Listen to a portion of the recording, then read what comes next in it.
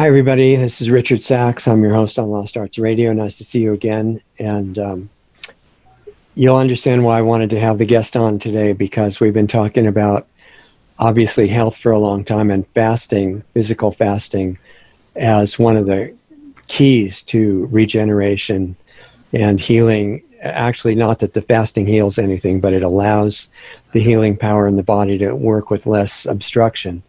And that's been talked about for thousands of years and since before recorded history, I'm sure. And yet people who say, well, I have this really difficult situation and, I don't have any experience with fasting. None of the doctors I know anything about it. I have nowhere to go. Everybody considers it superstition that I'm going to starve to death, which is not very supportive.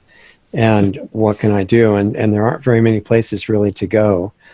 And so I was hoping that maybe Loren Lockman would come in and talk to us for a little while, because he's the creator of a retreat center, a wellness center in Costa Rica that does water fasting, and is one of the main water fasting places in the world that I know of that's done a really good job for many years.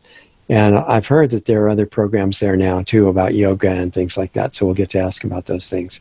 But right now, with the governments of various countries in unison, almost forgetting to make believe that they're separate governments, have told people that they can't do anything in person.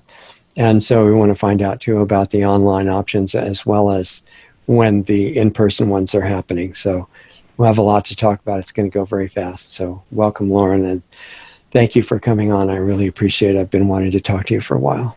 Oh, it's a pleasure to be here with Richard. It's great to be here. So what I'd like to do in our usual theme of trying to include people who know nothing about what a fast is, or anything other than the medical system, I want to include all those people too.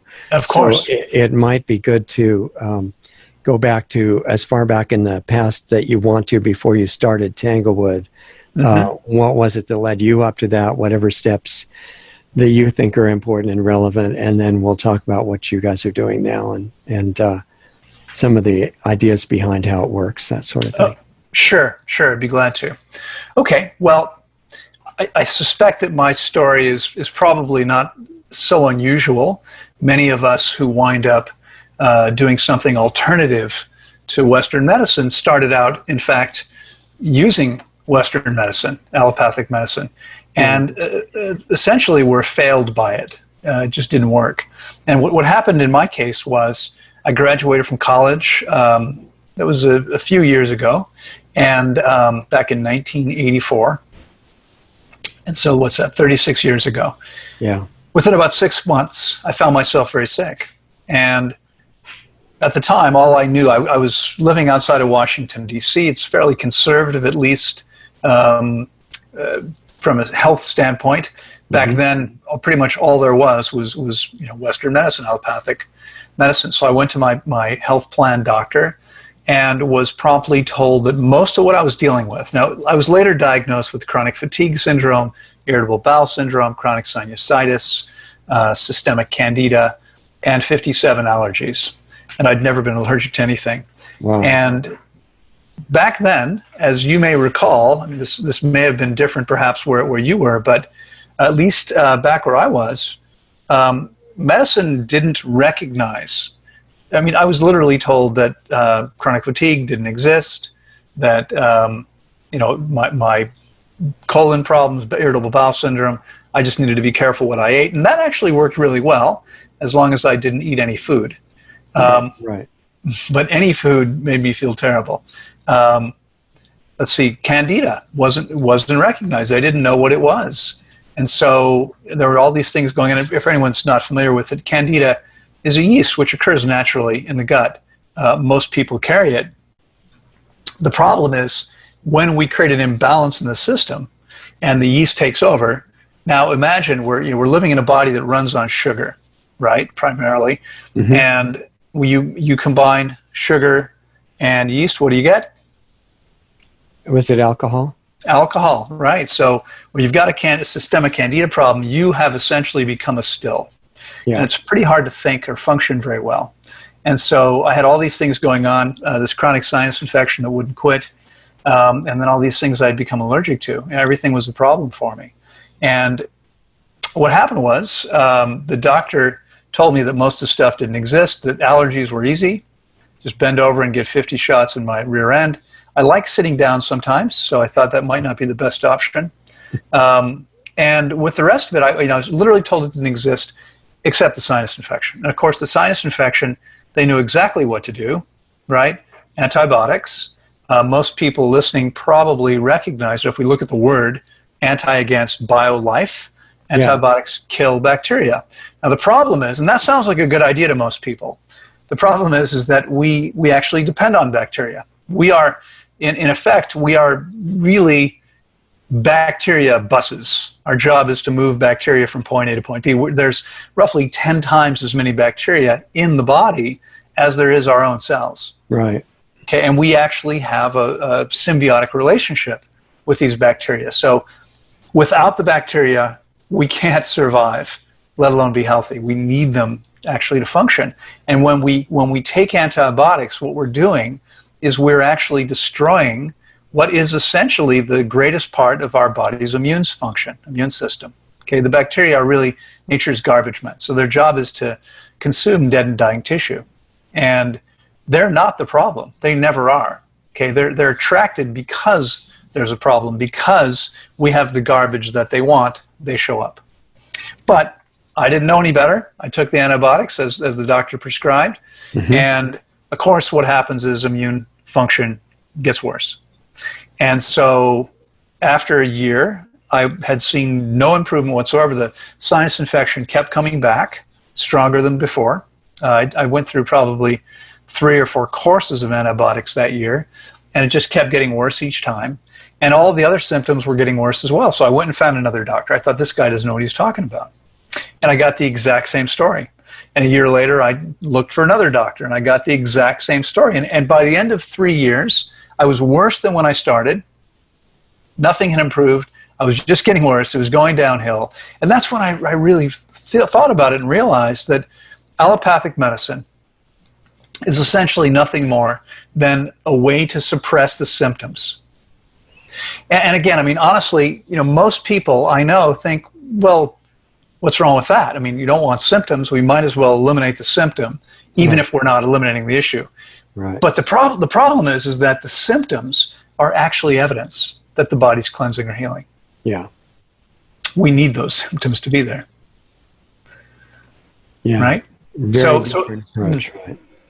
So at that point, I thought to myself, that's all Western medicine is.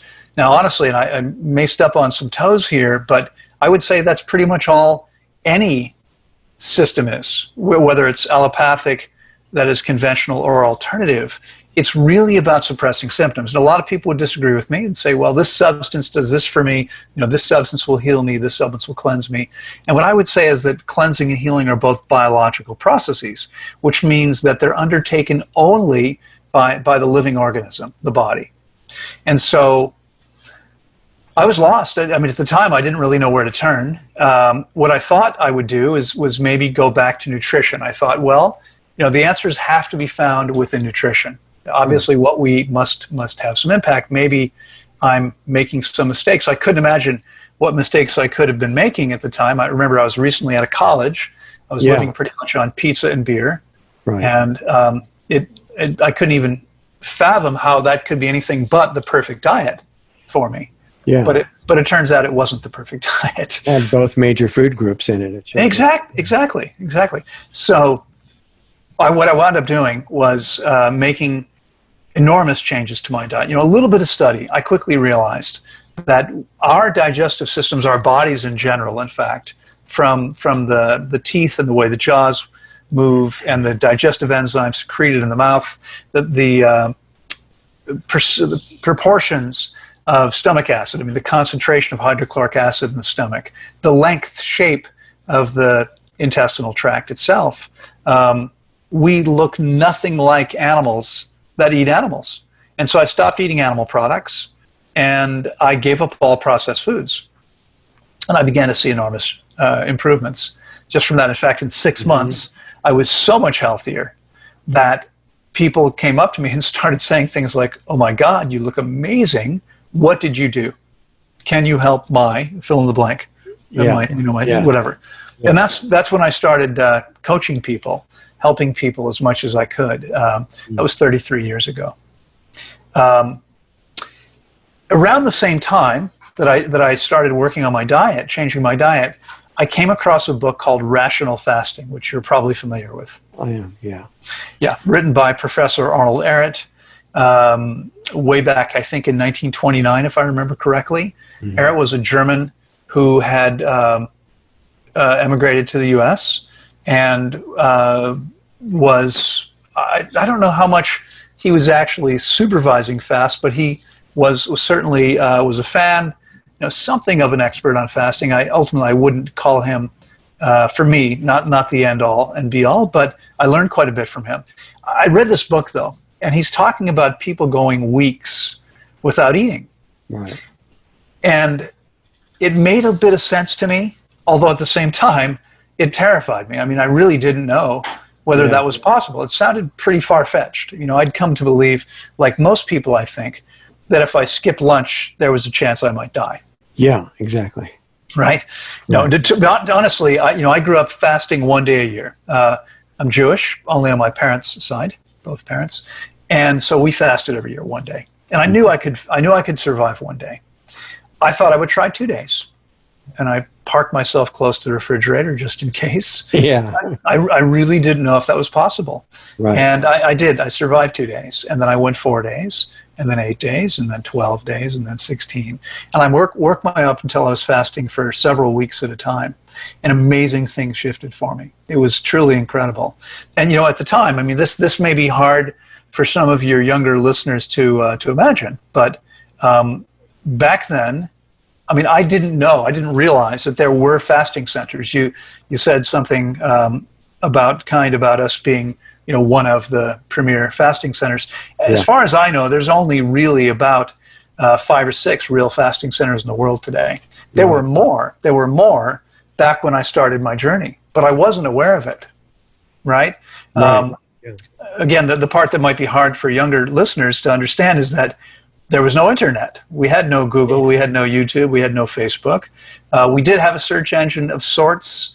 It was called the Yellow Pages. Right. And you could go to the library and stuff like that, too. I never even thought of that. But I went to the phone book. I mean, there was nothing, right? There was nothing there. So I really didn't know these places existed. And I wound up fasting on my own and learning the hard way. And I made a lot of mistakes. And it was a long path. I went up fasting way more than anybody would ever need to because I was learning as I went. And I wound up fasting, I mean, up until now. So it's now been 35-ish years or so, 30 plus years, 33 years, excuse me.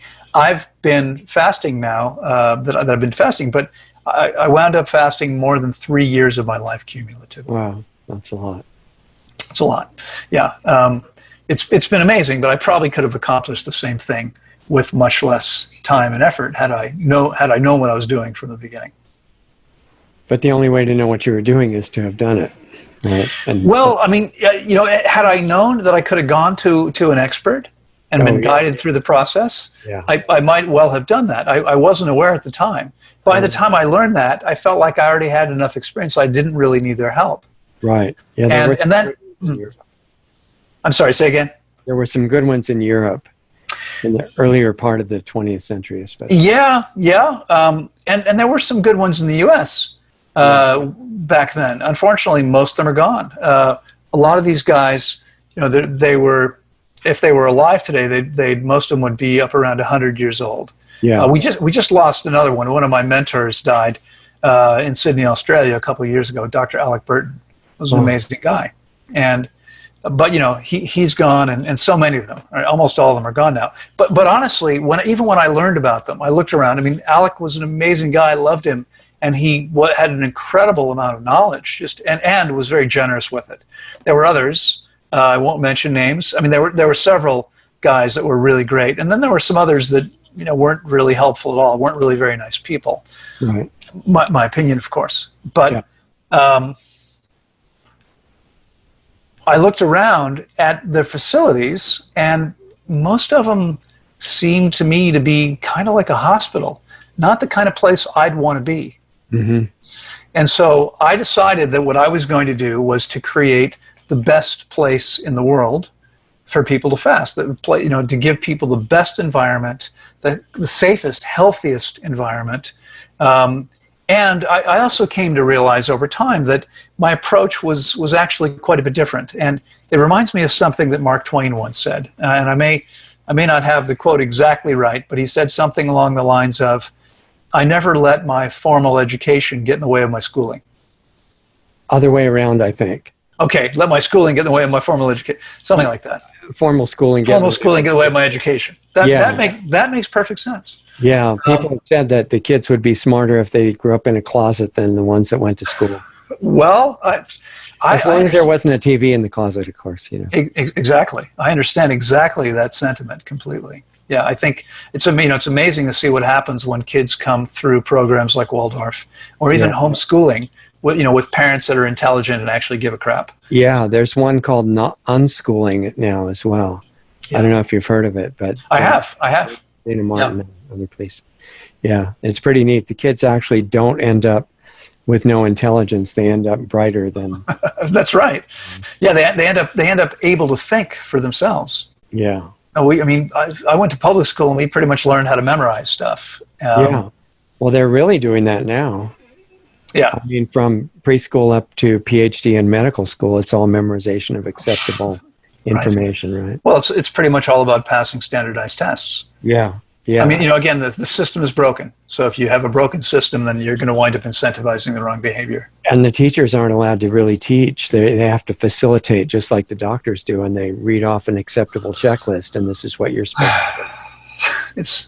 I'm not trying to be negative about it. That I'm saying we need to fix that, but that's absolutely, yeah. It really is analogous to the healthcare system today, which is the healthcare system is an absurd term for it. They don't do anything about caring for health. It's a disease care system. Yeah. And again, this may be, and I don't mean to be negative, but I suppose I'm a little bit gotten a little bit bitter about the whole situation. Because first of all, today, most people still think that the only place they can get reliable, valid information is from a medical doctor. And they don't realize that the doctors have the shortest lifespan of any professional in the U.S. Yeah. That medicine and doctors are the third leading cause of death. Officially, that's the official statistic. It's called iatrogenic disease. Unofficially, I would say they might actually be number 1 or 2. Yeah, doing better than that. Exactly. By Dr. Gary Null and Carolyn Dean, called Death by Medicine, right? Right. And they were saying about 1 million deaths a year in the U.S. back at that time. Yeah, it's crazy. Well, and of course, again, the reason I say that the statistics may not reflect the truth is because I'll give you an example. My father had multiple heart attacks, finally died of a stroke. Mm-hmm. And when I flew up from Costa Rica for his funeral 8 years ago, my little brother, who's a doctor, I said to him, there's another one of our family members, because all my grandparents and aunts and uncles and everyone who had gone was killed by medicine. Mm-hmm. Although not one of them not one of their deaths was labeled that way. Right. And my little brother said, "What do you mean he died of a stroke?" And I said, "That's right, he did. He bled to death, right, inside his brain." Right. And I said, "Would that have happened if he hadn't been on blood thinners? Would that have happened?" And my little brother said, "No, you're right." Yeah. Wow. That's pretty amazing that he acknowledged that that was valid. Yeah. Yeah, but unfortunately, this is often the case. It was the case with virtually every relative of mine who's passed away. Yeah, passed away because of another drug to get over the side effects of the first drug, and it just that's right, exactly. But I don't think we're here tonight to bash medicine. Doesn't really need our help anyway. No, there are reasons that system has evolved. The main one in the U.S. is that it was engineered as a system to control everybody's health and monopolize the drug business and everything. That's right. It's over the last, I think in our lifetimes, because it's really only been 50 years that big pharma has been big. It started out as small pharma. It wasn't really a big deal. Just look at the plans for it were started in 1910. And then there was something called the Flexner Report that said none of the other schools were of any use, and they just funded the drug schools. That's right. And it developed after that. Yeah, I'm sorry. It's interesting, but way back, probably only, less than 100 years ago, maybe around that time. Yeah, there were more naturopaths, osteopaths, chiropractors, etc. Than there were MDs. There was a free market system for healthcare. That's right. Yeah, and I don't know I think it was really the AMA at the time had the power, but I may be wrong about that. But they effectively eliminated all the competition. It's only chiropractors that have made any kind of a comeback. Yeah, that's right. And the rest are pretty much all gone. You mentioned naturopaths, and they weren't trying to look like drug doctors at that time. Mm-hmm. It was a lot more natural, and even the regular doctors, the MDs, were allowed to try to figure out how to cure people. That's right. In fact, it was legal to say the word cure. Right. And today, and again, there may be people listening that don't know this, but today it is illegal in the United States for doctors to recommend anything except that which is sanctioned by allopathic medicine. So they can't say, well, try this herb or try fasting. They can't do that. No, anything that happens on something that's outside of the standard of care is going to put them in prison. That's right. Exactly. Or that's if they're lucky. Because over the last 10 years, there's been 30 or more have wound up with bullet in their head. No, about 200 actually in the U.S. Really? I guess I've only heard about 30 or so. Yeah, you're living out in Costa Rica. You're not. Well, that's true. I don't. But yeah, that's true, and it's a strong incentive not to say anything unapproved. Absolutely. Right. So that's true. But so people who start to learn about that now, about the fact that that's not the best system in the world, they don't have a lot of encouragement from the mainstream to know what to do. No, they don't. No, it's difficult, and and it's not just that there's not much encouragement. I have the honor of being listed in Quackwatch because Quackwatch, which is funded by the American Medical Association, run by one of their own, a doctor, who dismisses anything that's not Western medicine. Right, and reports all these deaths from it. Right, usually. Exactly. Whatever they can say, they will. They've been sued multiple times. Have you been checked by Snopes yet? No. Okay. No, well, you know what? Honestly, I don't know. I've never looked. Yeah, not that you checked. Maybe. Yeah. So, I've looked on all kinds, even in the so-called, the journals that talk about medicine from that point of view. Yeah. They're called the literature in this totally arrogant terminology. Right. They say all the people that have been damaged by all these quack therapies, and right. It probably says in there that fasting will starve you to death. I wouldn't be surprised if it says that. Yeah. And that is it's a brilliant segue to get back to fasting, but that is certainly not the case. Okay, so why is fasting any different than starving to death, other than that people survive it? It's a great question because it's interesting. Even in the scientific literature, as you're probably aware, the 2016 Nobel Prize for Medicine went to Yoshinori Ohsumi for his 2+ decades worth of work, demonstrating that autophagy, the process, literally means self-eat from the Greek, that autophagy happens and much more efficiently, as they say, in starvation, right? In the absence of having to process food. But we'll come back to that idea. But the difference between, so even the scientific literature talks about starvation when it's not starvation at all, and the difference is simple. In nature, there are floods and fires and droughts and freezes if you happen to live far enough north, and etc. And so there are times when food may not be readily available, and so animals store fat, and when we need about 2.5% body fat in order to survive. You've probably seen people 2.5% body fat. If They you look look at, like they're all bones. Yeah. well, I was going to say, if you've seen footage or photographs of people walking out of the concentration camps Right. back in World War II, that's about 2.5% of body fat. That's what it looks like. Wow. So no one would want to look that way. That's what we need to survive. I mean, look at those people. They look like they're skin and bones. You think, how Yeah. can they still be alive? Because Yeah. they still have a tiny amount of fat. They need that to survive. Most people, though, we've been measuring body fat now for 14 plus years. We've measured more than 5,000 people, and the average woman is somewhere, that we've measured at least, is somewhere between 30 and 35%, and the average guy is somewhere between 20 and 25%, which means most people are carrying anywhere from 10 to nearly 20 times as much body fat as is necessary to survive. And the question is, what's that? A year's supply of food, basically? well, for the average person, no. I mean, not at that size. At that size, it's probably if you're 35% body fat, you could survive probably 8 to 12 weeks.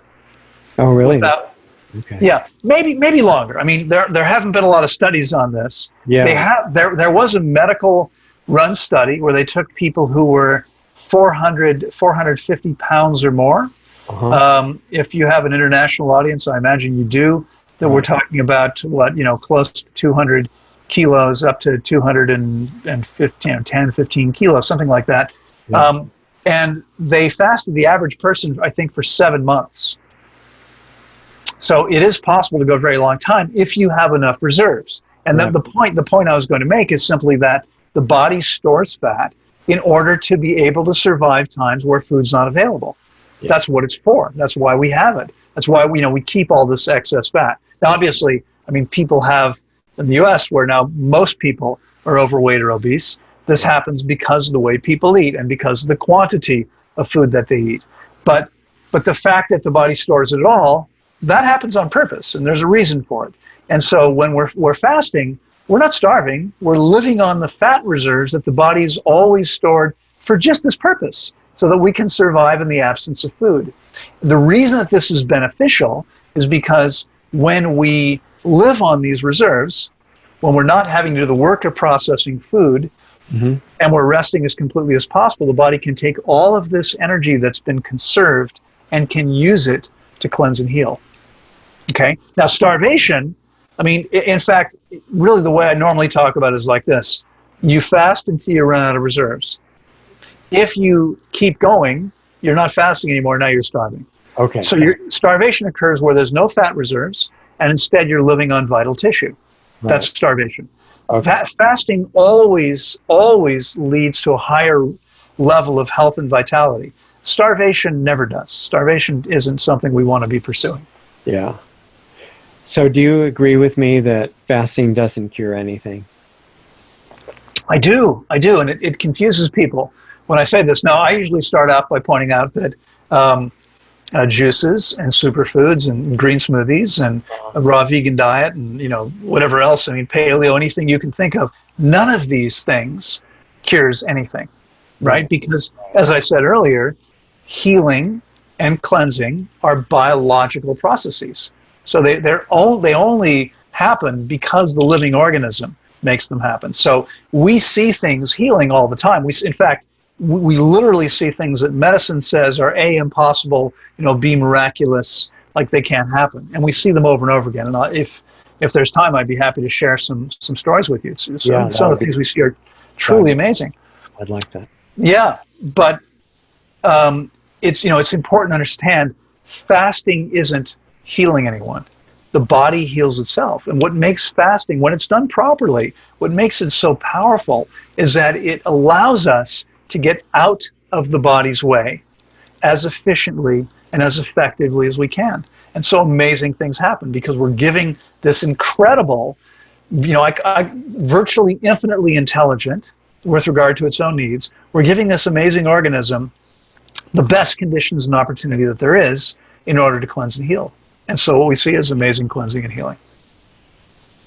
Wow. So when you were deciding you wanted to make the best place in the world for fasting, where were the places that you considered and how did you come up with Costa Rica? Well, honestly, it wasn't a tough decision. We didn't start in Costa Rica. We actually started in the U.S., although my plan was always to move to Costa Rica.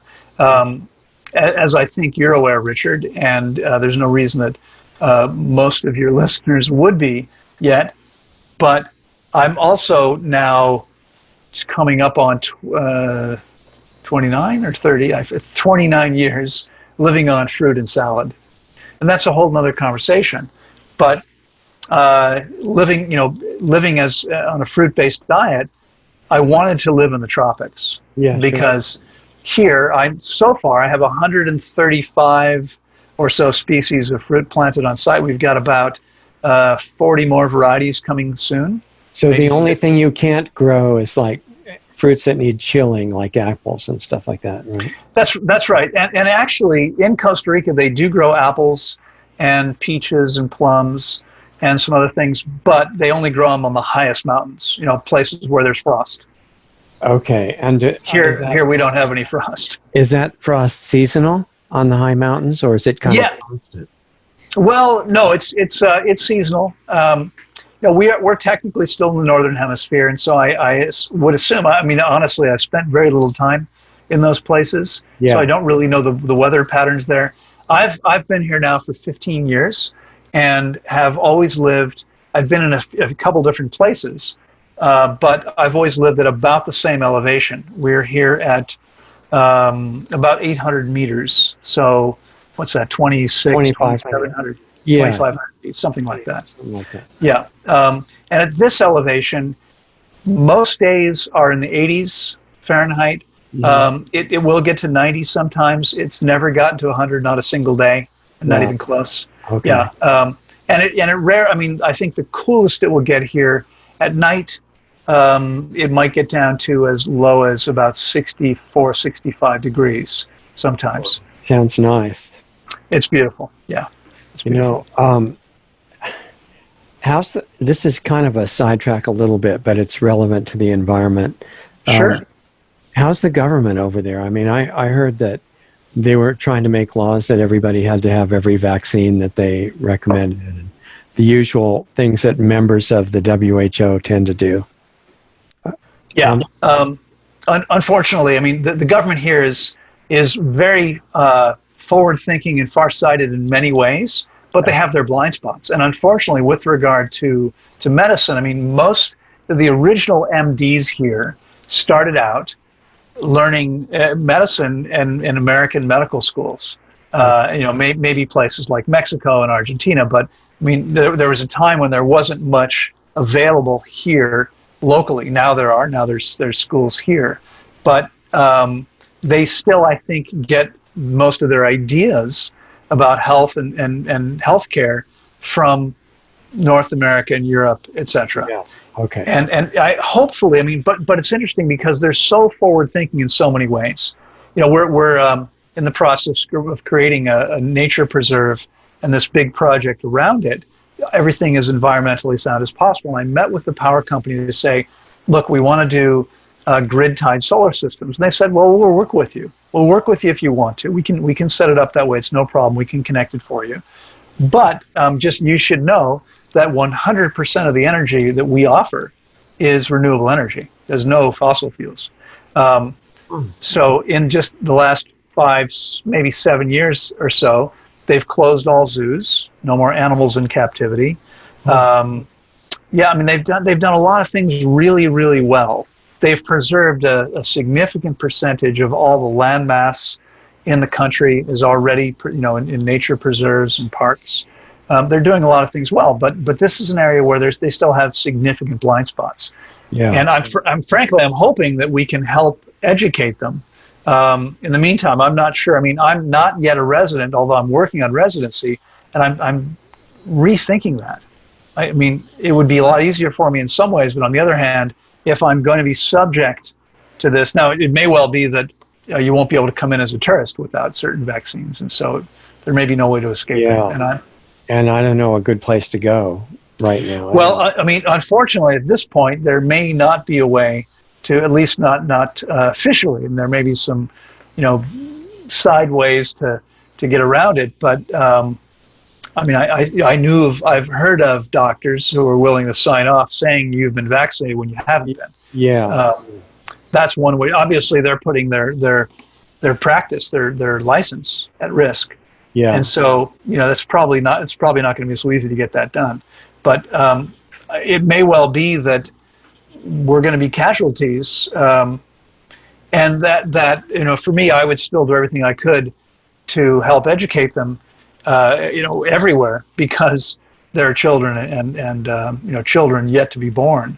That should an indirect way that you might be able to do that is try to educate some of the doctors that have a good attitude, but they don't know. And exactly. It's exactly my. With their medical degrees, then they could educate the government. That's exactly my plan.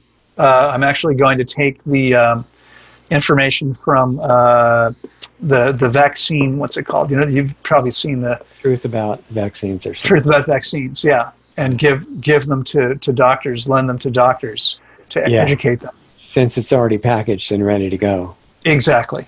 Yeah. That's my thought. Yeah, exactly. And I mean, it's very hard to create that change as an outsider. But if we can get enough people within their system to say, hey, wait a second, what are we doing here?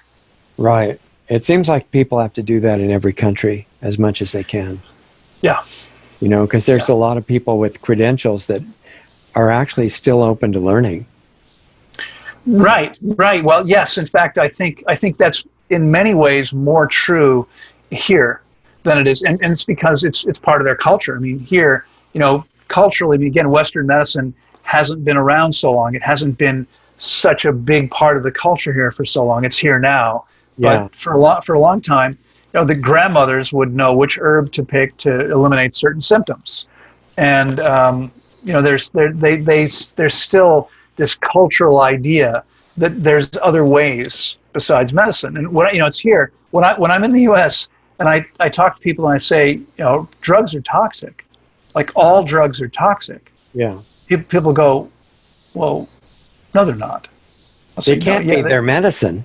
Exactly. Yeah. I mean, people have these blinders on. Here, people go, yeah, of course they are. Mm-hmm. They still think maybe they're helping them somehow. Yeah. Right. Certain kinds of right. But you're saying there are signs of consciousness in the population there. Yes, I think so. I think there's still a much more openness here, and I'm only hoping that goes all the way up the chain to higher levels. Yeah, for sure. And is there enough consciousness so they're not fooled by the whole pandemic situation, or what's going on? No. No, unfortunately not. They're still taking their cues. I mean, I think the WHO and people like Anthony Fauci, the NIH, and etc. They've done an excellent job of terrifying people. And of course, I'm sorry. Incredibly good work. Yeah, they've known exactly what they're. And again, I'm sure you're well aware. I know you're aware that this has been planned for a long time. Yeah. For a very long time, and that documentation that I've seen personally went back 10 years ago, and I know it's been planned even longer than that. Yeah. But in fact, I mean, this again. I know there's a lot of people out there that have trouble believing the truth, and as I know you're aware, the CIA way back in the 50s, I think, coined the term conspiracy theorist to try to make people who were actually onto the truth look bad. It was mainly started after Kennedy got killed, because the conspiracy theorists were saying it wasn't just one lone crazy person that did it. Right, of course. It's a radical understatement, actually. But then they came up working with Disney Studios and other companies to provide the PR. They came up with this term, conspiracy theorist, and it's worked great. I mean, not perfectly just well, almost for everything. Right, perfectly well. Yeah, it's amazing how well it works, and it doesn't matter what facts you have; it makes no difference. No. In fact, I mean, it works so well that they're using other buzzwords like that. Like, if you don't believe in what you're supposed to, you're also a racist, and that's a fairly new addition to it. Right. And everybody's afraid of being called bad things, and so right, exactly. Yeah, no one wants to be that guy. So your project in Costa Rica is similar to in the U.S. or anywhere else. If you want a better future, you somehow have to find a way to raise the consciousness of at least some of the people. That's right. Exactly. Yeah. I mean, I think you're absolutely right. I mean, I would say that if we want to survive, and if we want to survive as free people, Mm-hmm. we need to pretty quickly work on raising the consciousness of as many people as possible. Yeah. Yeah, exactly. It's our main job, really. And I think the reason for the physical healing and the fasting centers and stuff like that is that besides that eliminating a lot of suffering and making life a lot more pleasant, it also makes the real inner consciousness work much easier. It's amazing how the two, I mean, it makes perfect sense. Like we talk about holism, and for anyone that's not familiar, holistic practitioner theoretically is looking at the whole organism.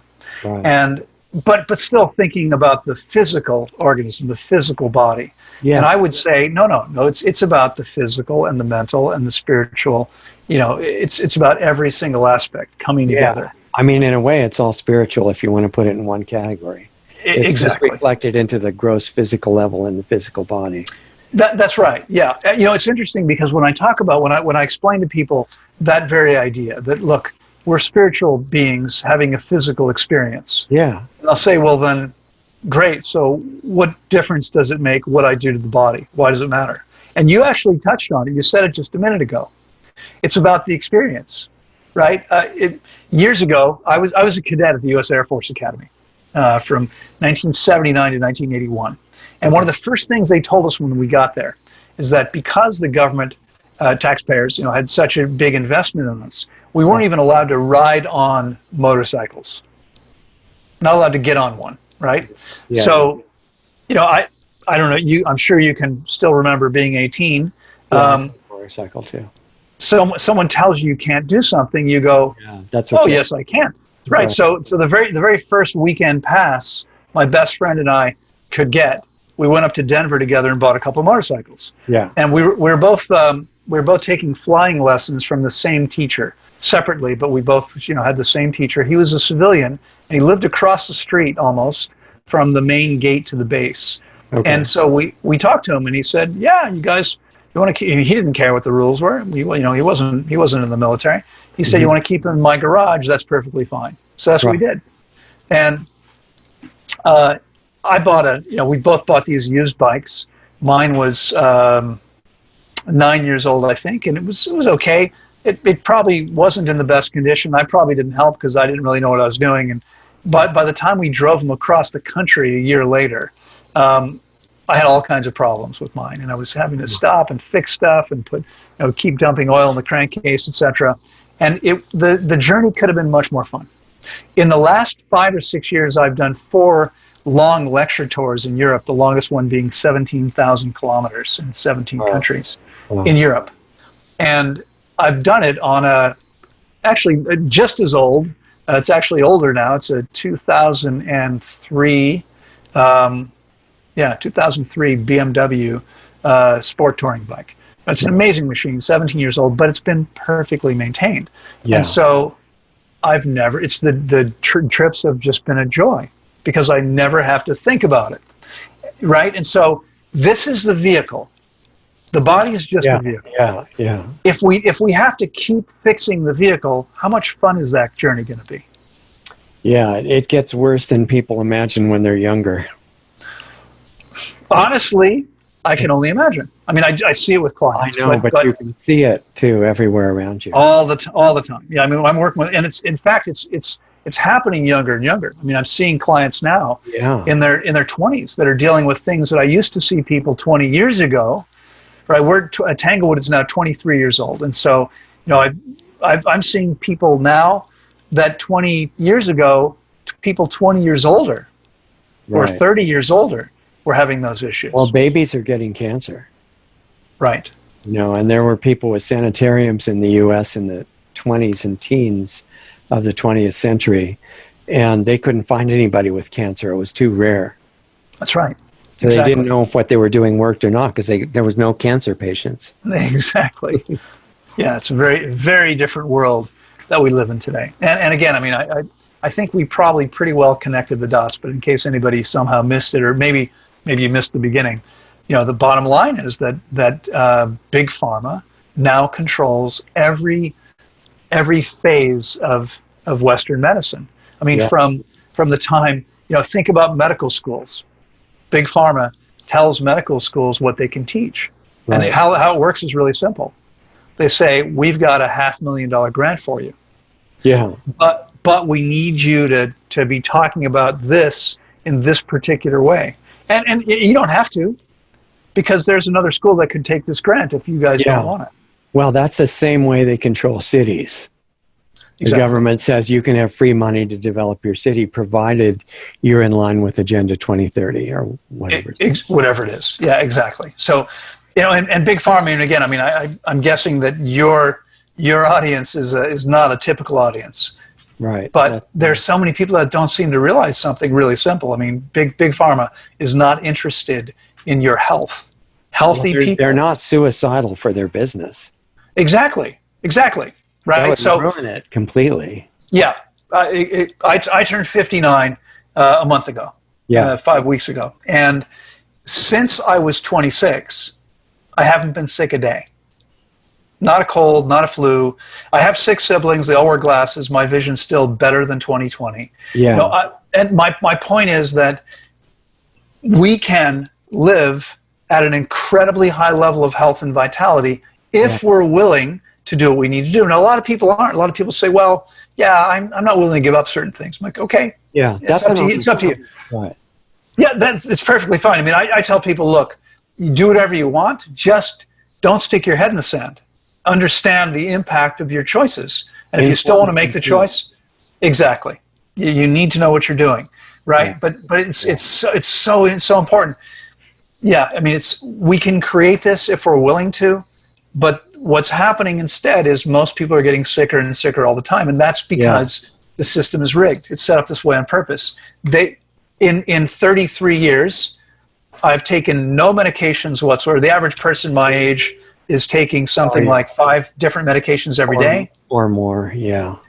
I don't remember what the exact number is now, but I don't take any ever. And in fact, I mean, I have taken 2 ibuprofen in those years. And what happened was I fell 10 feet onto concrete and broke my hip.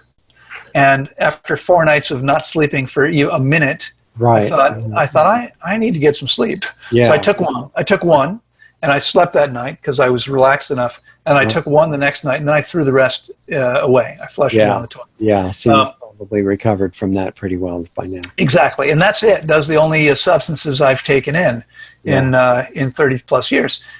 We don't need these substances, and they're not helping us. They're making us sicker. Yeah. But so fasting, what differentiates it from anything else is it simply empowers our amazing, incredible bodies to do what they were always intended to do, which was to heal themselves and to function at an incredibly high level. Which makes people ask, since they're thinking in compartmentalized diagnostic terms, well, which things does fasting heal? Exactly, right. And my answer is anything that can heal will heal more effectively if you get out of your body's way. And that's what all fasting is doing. Right. So we literally have seen, we see pretty much everything. I mean, today I got a message from someone with a skin condition I'd never heard of before, but there aren't too many things we don't see. We work with people with all kinds of conditions, and we see all kinds of things healing. Now, it's important to understand, I'm not suggesting that every single condition can heal. Unfortunately, if you beat the crap out of yourself every day for 50 or 60 years, your body may no longer have the ability to heal. I'm not saying it doesn't. I'm saying it's possible that it won't be able to. Right. Right. Right. Or if they come to you at the last minute when it's Well, exactly. Yeah. I mean, I see that when that happens. We get these people who say they write to me and they say, I was diagnosed with a brain tumor and I was told I've got 2 weeks to live. Can you help me? And I say, well, I'd be happy to guide you through the process, probably best via Skype so you can be home with your family. Yeah. But, this is difficult. And I'm not saying it's not possible, but it's difficult. Usually, if they tell you that you've only got a week or 2 to live, it's an uphill battle to be sure. Yeah, it's not necessarily true, but it's also a strong self-fulfilling prophecy too, and there's That, a logical thing working against you, right? Once you've been told that. I've always said that because people put so much confidence in doctors and medicine that it ought to be illegal for a doctor to tell someone when they're going to die. Yeah, or what's impossible. Because a lot of people are obedient, and so they just do what they're told. Yeah, and you have the power to do that, actually. Absolutely, yeah. So I always tell people, look, I don't care what they told you. It doesn't mean you have to die. People do recover, even from this. Yeah. Now, whether or not you will or not, I don't know.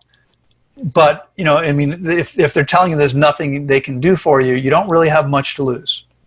No, that's true. And probably if you are going to die, it's going to be a lot more comfortable transition. Absolutely true. Not struggling with a stuffed alimentary system. That's right. Well, and this actually happened a few years ago. We had a case where I get an email from two young guys in their 20s, and they said, Loren, my brother and I, our parents are all big fans of yours. We watch all your videos. I've got 500, I think, plus videos on my YouTube channel. Yeah. They said, we watch all your videos. And 2 weeks ago, our father was diagnosed with a liver tumor, cancer in the liver. And the tumor was bigger than the liver. Wow.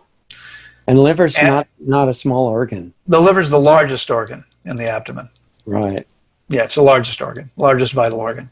And so it was a big tumor. And they said, they said, the doctor said he's got no more than a couple weeks to live.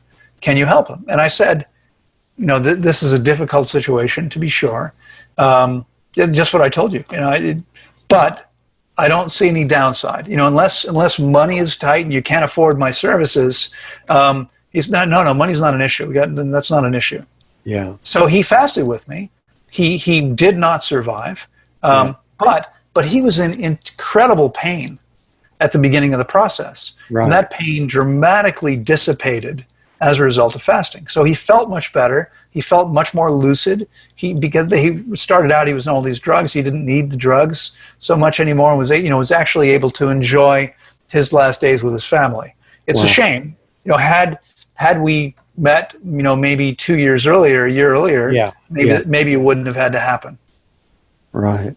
Yeah, but even if you know you're going to die, it's probably a good idea so that your body's functioning with less stress and whatever you need to go through is easy. Absolutely.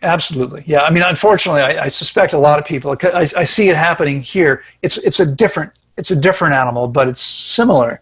We'll have people that come here, and they'll say, I kind of hate to tell you this, but I made some really bad choices these last couple days because I knew it would be my last time, right? And I suspect a lot of people, if they thought, well, I'm definitely going to go, I might as well just do whatever I want and just enjoy it. Right. And of course, they just feel worse as a result of that. Yeah. So how do you decide how long somebody is supposed to fast? Well, at the beginning, that was really challenging. And frankly, I didn't know. And at the beginning, in fact, when I started Tanglewood, people could book any amount of time they wanted to, or they could just come and we would go day by day, and they could just stop whenever they wanted to and pay however long they were there. It was kind of like staying at a hotel with an open-ended, itinerary.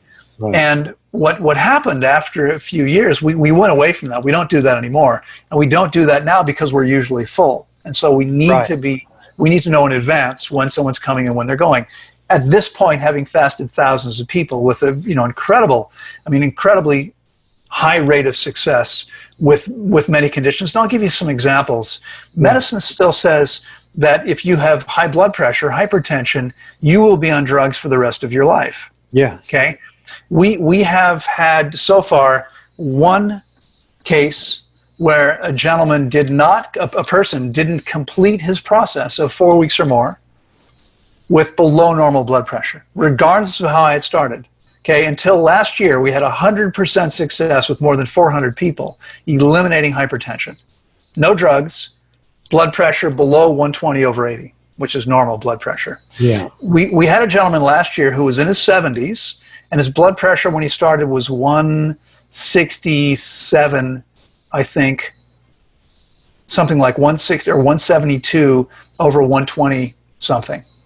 Right? It was super high, or 110, something like that. He completed the process with blood pressure of 126 over 75. Or Wow, 80. that's not so bad. Well, we reduced his likelihood of death by heart attack or stroke by about 110%. Yeah. I'd say those are pretty good results. I mean, that doesn't sound like a total failure to me at all. No, not at all. Not at all. Of course not. Much healthier, much safer. And in fact, if he continued on the program that I give everyone when they leave here, a written document that gets emailed to them that reminds, because while they're here, they're learning exactly how to meet all their body's needs as well as possible, so they never get sick again. So they continue to function with the highest level of vitality, of mental clarity, energy, everything. And I want everyone to learn that, because our goal is kind of opposite of medicine. We don't want to keep them as customers forever. We want to send them out and say goodbye. I mean, most people benefit from fasting 2, 3, maybe 4 times, depending on how old they are in the situation. But then they're done. They don't have to do anymore. If they just keep making great choices, that's all they need. And that actually works well for us. In 23 years, at the very beginning of the journey, I tried advertising in magazines. I think we ran 2 ads. We saw 0 business. It cost a lot of money. And I thought, this is pointless. This isn't the way to do it. Right. And we've never advertised again. What happened for the longest time was we stayed full based on referrals and people coming back to do their second, third. Yeah, but how did you get the first patients fast enough, or clients fast enough to keep going? Well, we didn't. I mean, initially it was pretty difficult, and I had a couple other things going on that were providing some income when I started. Good. Right. Yeah, I mean, I was very nervous about it, and this is one of the. In fact, when we started, we advertised that we would take. We were supervising fasts, and we also operated as a raw vegan bed and breakfast. And I quit. And fortunately, we quickly got busy enough, and we just had amazing results with people. And so what happened was, you didn't wait very long. We didn't have to wait very long. No. Okay. Within, I mean, it might have been 2 years. Yeah. Within about 2 years, we had a pretty steady stream of people. We wound up moving from our first location, where I think at the end, with some renovations, I think we could accommodate 9 guests. And we wound up moving to a facility where we could take 18. Oh, good. And we kept that pretty busy. And then we moved from there. We moved to Central America, where we've been ever since. How many? We now have beds for fasting. Let's see. I have to do the math. We have 22 rooms. Technically, we could take 44 people, but we just last 6 months ago we built 8 what we call little ranchitos. They're little bungalows, thatch roof, wooden walls, beautiful little spaces, open to the garden, and people love them. We only put 1 person in there. The space was actually designed to handle 2 single beds. But we actually, the original idea was to create a tent platform for some of the other events we do, not for fasting, but for instance, we have an annual fruit festival. We have yoga retreats. We have a couple of them planned for this coming year and early 2021. So we thought, people that are staying in tents might pay a little bit more and have a floor and have a roof, because even in the dry season, when it's sunny all the time here, you can't go in your tent after 6 o'clock in the morning until 6 o'clock at night. You have to wait 12 hours to go back in there because it's just so hot. And in the rainy season, there's a lot of rain. So I thought we would build tent platforms, and then I thought, well, if we're building a floor and a roof, how hard would it just be to add some walls? Yeah, exactly. And of course, it's like everything else, it wound up costing a lot more than it was originally intended to. Of course. But we built these 8 little cottages, and they can house 2 people. I figured it's a lot more comfortable than a tent. Do you have some kind of coolers in there so that it doesn't get too hot? No, but it just doesn't get that hot here. Because of the higher roof, maybe. Well, I mean, again, because of our elevation, most days it doesn't get up above around 85 degrees most of the year. Okay. The hottest part of the year. You were saying it was too hot after 6 in the morning or something. In a tent. Okay. I It's mean, what just a happens? confined space, I guess. Yeah, it's a confined space, and the tent heats up, and it just radiates the heat into the. I mean, Right. the Right. nylon doesn't do much. I mean, these have a considerably higher roof, but they also have thatch roofs. They're palm thatch roofs, Yeah. which don't heat. They don't heat up at all. Right. So what seasons are dry and when is it raining all the time? The rainy season is most of the year here. It's 7 months, and it Okay. runs from early May through through November. But it's important to point out that it's not raining all the time. What happens most of the rainy season is it's sunny every morning, and then around noon, between noon and 2 o'clock or so, it starts to get cloudy, and then it rains in the afternoon or evening Okay. for an hour or two. So And that's it's anyway. oh, it's beautiful. I mean, it's in a place that's warm. Even if Yeah. you get wet, it's not really a big deal. Right. Right. You usually survive that. It's perfectly fine. Yeah, I actually, it's interesting because, again, I still ride motorcycles, and I thought how cool it'd be to live in a place that's got a 5-month dry season, like a long summer, right, to ride. Because normally, North America, you want to be riding in the summertime, Yeah. right? Generally speaking, Yeah. that's the most pleasant time. Yeah. And what I found here, even the first year, I realized I like the rainy season better. Interesting. Yeah. I mean, we still get plenty of sunshine. There's still plenty. Yeah. And everything's lush and green. Everything's gorgeous because we have plenty of rain, warm days every day, enough sun. So we have lots of flowers, and we have tons of fruit, and it's the rain, of course, is necessary for all of that. How's the wildlife? Do you have, people are concerned sometimes that going into the tropics that all these deadly animals are going to immediately try to eat them and things like that. Yeah, we lose maybe 25% of our guests. Oh, good. Yeah. And so that's above the profit margin anyway. That's right.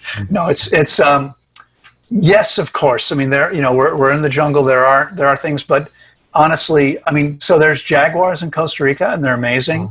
And most people I know, including the 15 staff members who all grew up in the area, have never seen one. Oh, interesting. They're very solitary. They're not. One adult cat needs something like 1,000 acres to hunt.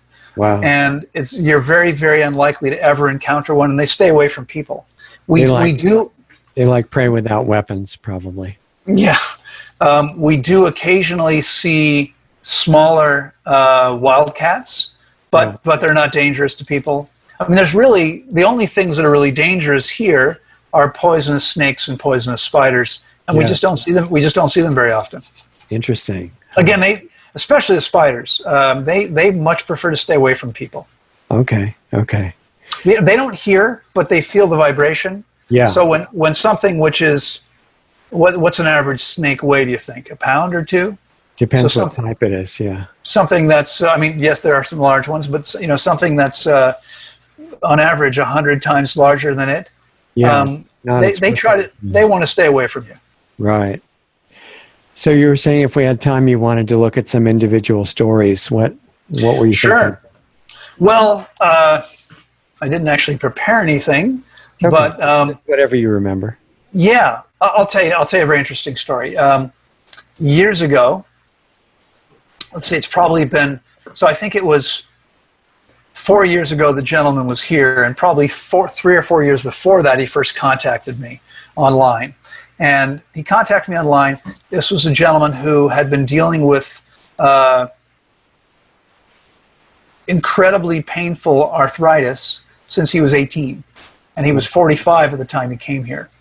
And so he contacted me at 42. This had been going on for 24 years. Yeah. He was medicated every day for pain, which made it hard for him to function the way he wanted to. And it took him a while to get here because he wanted to finish his PhD. He's now a PhD in brain science. I forget exactly. But he wanted to get that done first. And so he finally came, and he understood that you don't take any drugs while you're fasting. Drugs are, as I said, are toxic to the body. It's not a good idea to be taking these. You need to be. We're trying to get the garbage out. Was he on drugs up to when he came? Every day, painkillers every single day for 27 years. So a lot of people worry if you just stop those things, especially psychiatric drugs, but some other ones, they can really make a mess. Yes, it's true. And we know in advance what people are taking, and everyone is advised. I can't legally give anyone advice about what to do with their medications, but we tell them, I can tell them, this is a drug that you can't just stop taking. Or some of them you can. Okay, you can just stop this, or this is something you have to wean off of. And then people go and they figure out off before they come down, right? Yeah, absolutely. Yeah, you need to be off before you get. You can take it up until you get here, but you have to stop when you start fasting. Okay. So he understood that, and he began his fast with no painkillers. And he came to me on I want to say it was maybe the 5th day of his fast, with tears in his eyes. And he said, Loren, I don't know if I can continue this. I've never experienced so much pain in my life. Yeah. And I taught him a couple techniques to reduce pain. These are techniques that are used by chronic pain sufferers where, medication doesn't seem to help very much.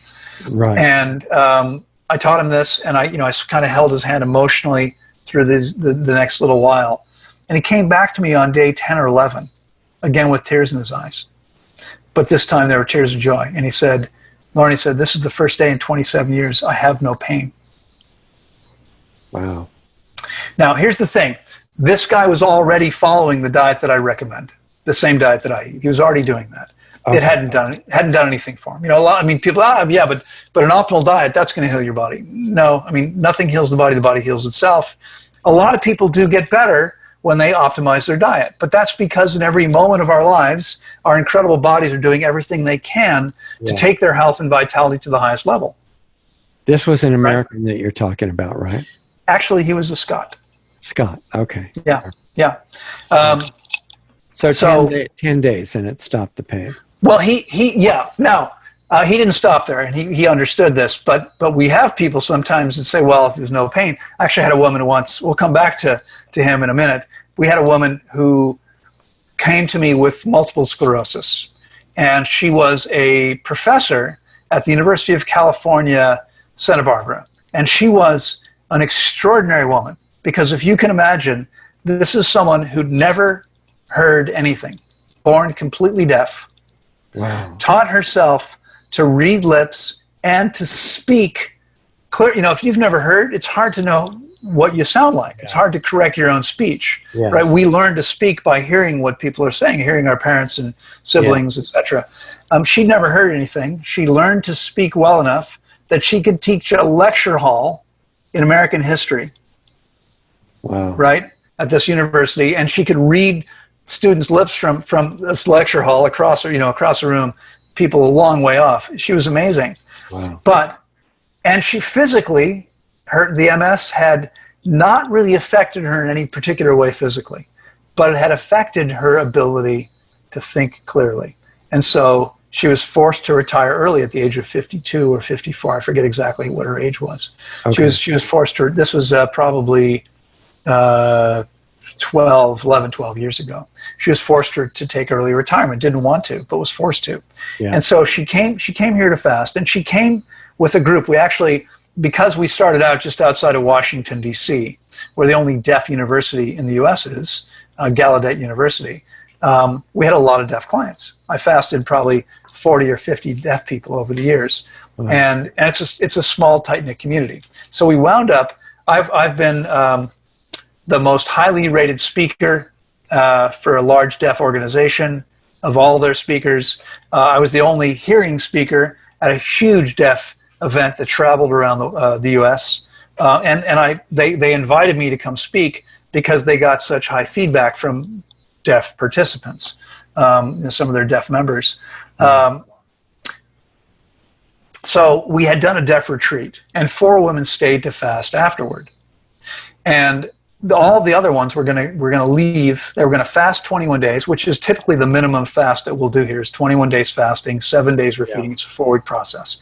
Our average stay is about 5 weeks, 26 days fasting and 9 days refeeding. And again, you asked me earlier, how do I know how long?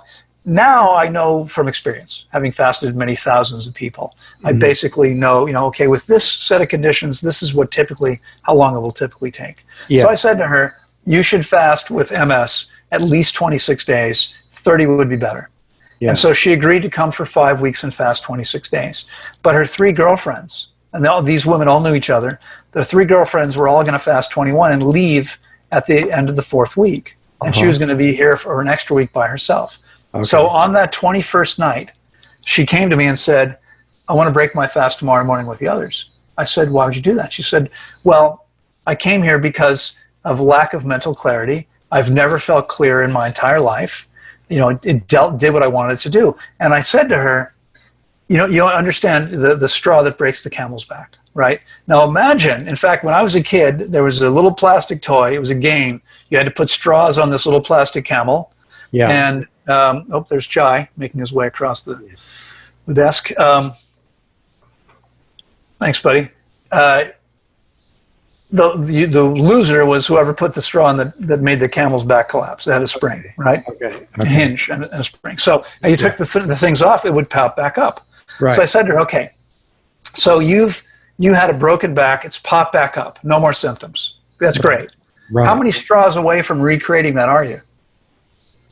I said, it could be 1 or 2 straws. That's a great analogy. Right. We don't know. So she said, I miss my husband. All my friends are leaving.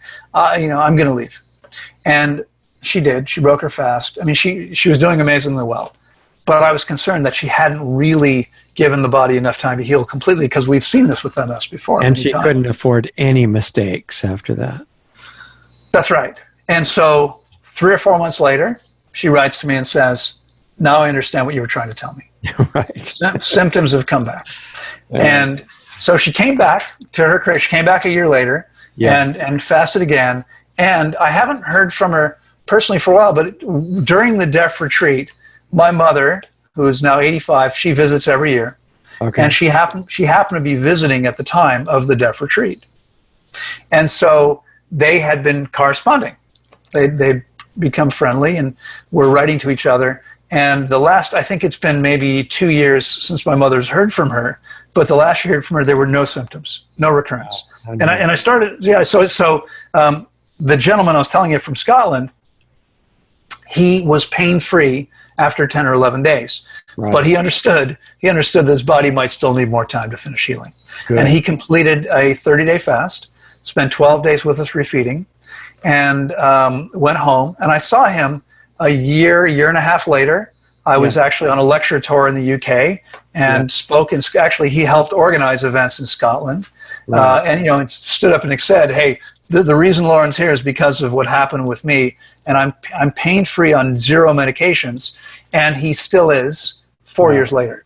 And his joints work. And his joints work perfectly.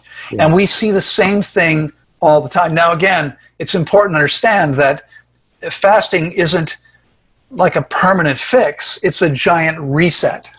Okay, so we're letting the body cleanse itself, clean out all the garbage, and there's a lot of garbage in the average body. Yeah. We're letting the body heal whatever needs to be healed. But if someone goes back and begins making the same poor choices they made before, they're going to recreate the same situation. And you're mostly talking about eating, right? Yes. Although, I mean, obviously, cigarettes, smoking, drinking, drugs, not getting enough sleep, not getting enough exercise, all these things are going to bring our health down quite a bit. Right. Yeah, but obviously, for most people, the biggest issue is diet. Does it ever help the deaf situation, or does that depend on why they're deaf?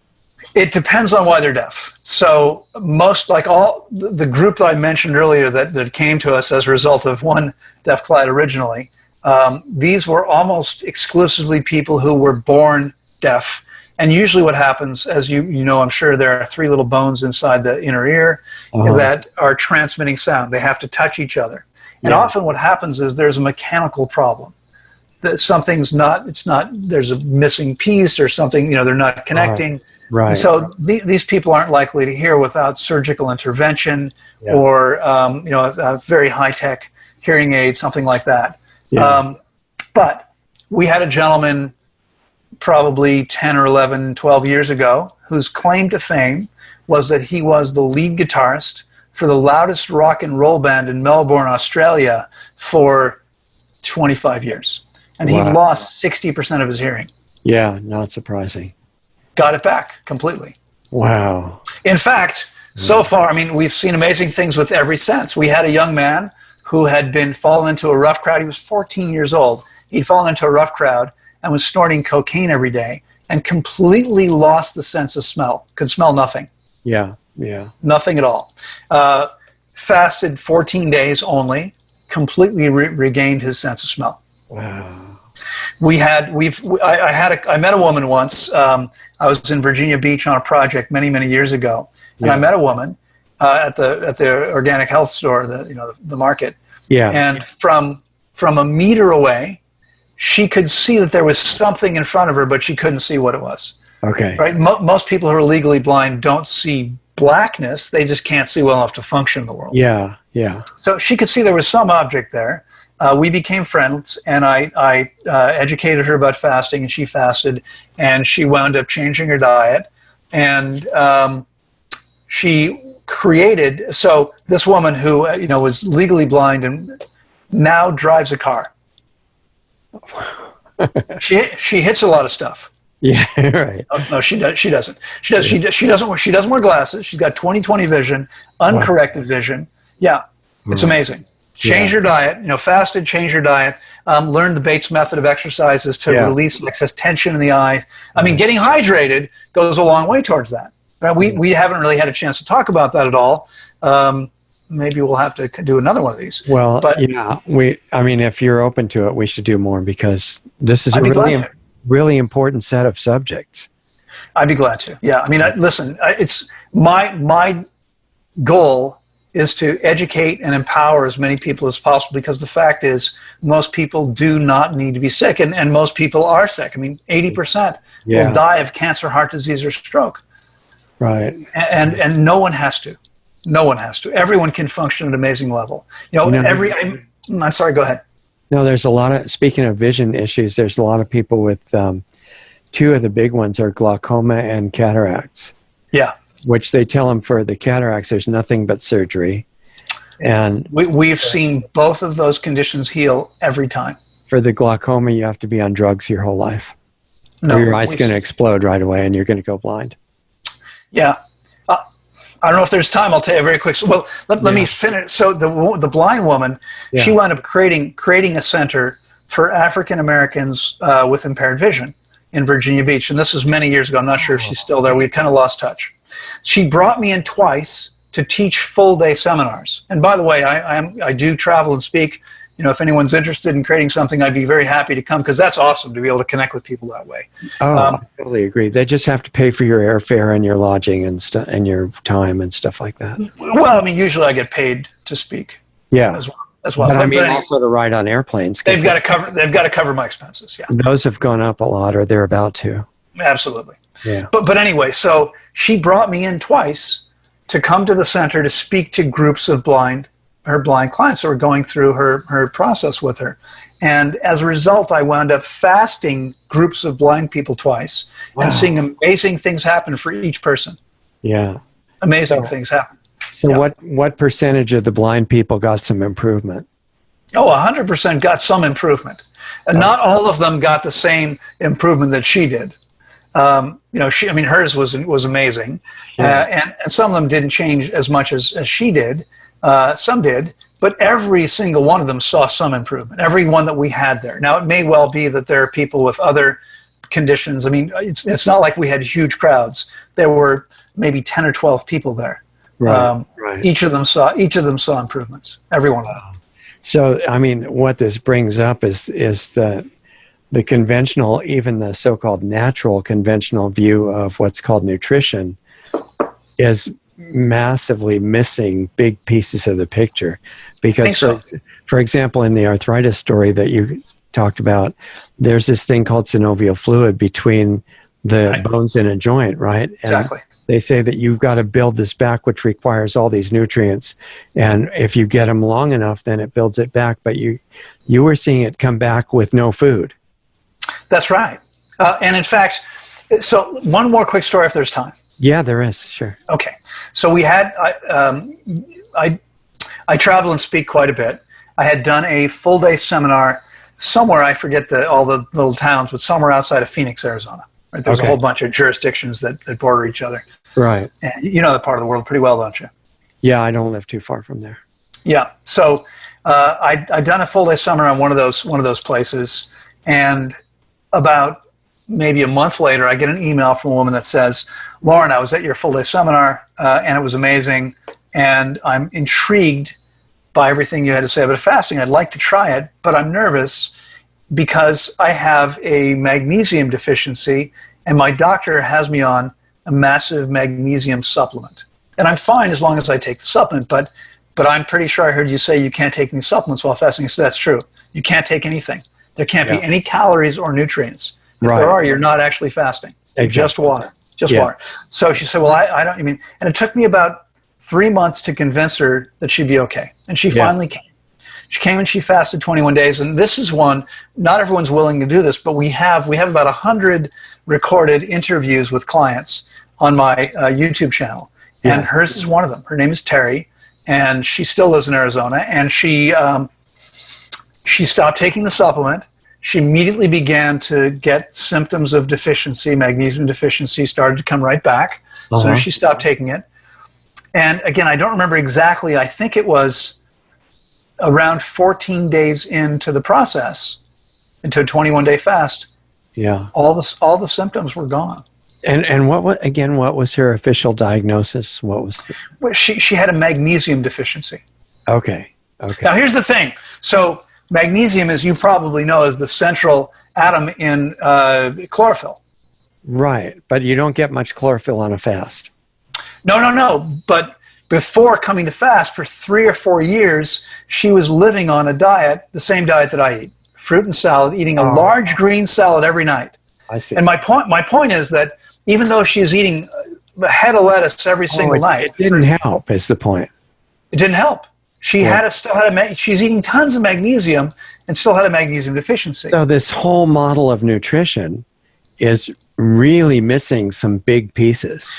Well, and let me give you one more example of, just how big the problem is. So most people think that if you're vegan or vegetarian, you've got a problem, potential problem with B12, and you need a supplement with B12, right? Now, understandable, because B12 is manufactured by bacteria, and so it's found in animal products because, like our bodies, their bodies are loaded with bacteria. There's B12 being manufactured. But you know what they found too is that big meat eaters and people like that also are mostly deficient in B12. Well, that's what I'm going to say. 80% of the population is deficient in B12. So the fact that someone's consuming tons of B12 doesn't fix the problem. And this is true across the board. In most cases, nutritional deficiencies, most people, obviously there's exceptions. And I don't know if you heard this news story. This has probably been maybe 10 years ago now, maybe a little more. There was a young woman, I think she was 22, somewhere in the US, and she was in the news because she had contracted serious life-threatening kidney and liver disease by the age of 22. How could someone do that? How does that happen? That's not typical for someone so young. Well, the story was that when she was 2, her mother took her to McDonald's, and she loved chicken McNuggets, and that's all she'd eaten for 20 years.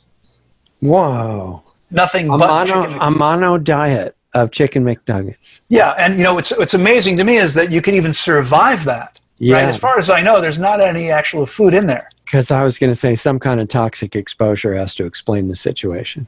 Exactly. So here she destroyed these 2 organs of detoxification because they were constantly dealing with the toxins. So what's going on for most people with there's a situation where your diet's going to be deficient for sure. You try living on chicken McNuggets, you might not be getting. They engineered the taste really well, though. Well, absolutely. They've spent a lot of money doing that, I'm sure. Yeah. But there are some people that are eating so badly they probably are going to wind up with deficiencies. Yeah. In most cases. A famous guy that survived it for a month on an experiment called Super Size Me. Yeah, sure. Morgan Spurlock, about 20 years ago, did a documentary called Super Size Me. If anyone's not aware of it, lived on only McDonald's. And what was interesting about that was, if you remember, before starting, you went to a doctor, a nutritionist. I forget who else, a trainer or somebody. I think there were 3 or 4 professionals that he was going to consult with every week through the process, including before he started. And before he started, they all said things like, well, your cholesterol will go up a little bit, your triglycerides will go up a little bit, Right. but you'll be fine. You'll be fine. Yeah, exactly. Two weeks later, the doctor and the others were begging him to stop so he didn't die. Right. Right. After 2 weeks of this, and he completed the 30 days, and then his girlfriend, who was a vegan nutritionist, helped him recover. Okay. But yeah, it was interesting. So the point is simply that for most people, what's going on? You know, if you're living on a terrible diet today, most processed foods, although they're garbage, they're fortified, so you're getting the nutrients you need theoretically. Yeah. It doesn't matter what's going in the pie hole. Yeah. Okay. What matters is what's getting to your cells. And most people are living inside bodies, inside vehicles that don't operate very well. Yeah. And that's the problem. So when we fix the functioning of the body, all of a sudden these deficiencies in most cases disappear. But what's really interesting is the deficiencies disappear with no nutrition. That's right. Because the nutrients the body needs, they were already in there somewhere. Okay. Okay. Even, I mean, and it's crazy because, okay, you think, well, okay, fat-soluble vitamins, yeah. But water-soluble vitamins? Yeah, where's it finding those? Right. I don't know. There's some kind of alchemy going on. There's something crazy that happens, that's for sure. Yeah. Yeah. So you were saying when I said the prognosis for glaucoma and cataracts is really not good.